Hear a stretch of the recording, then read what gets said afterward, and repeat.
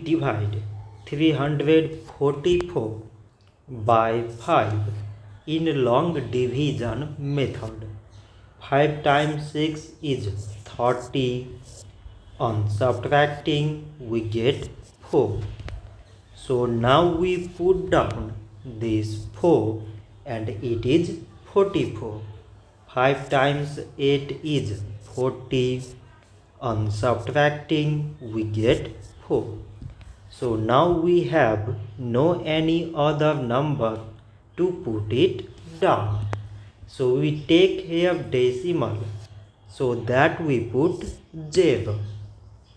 So it is 40 and 5 times 8 is 40.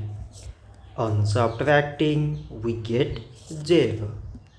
So 344 divided by 5 is 68.8. So this much for today and thanks for watching.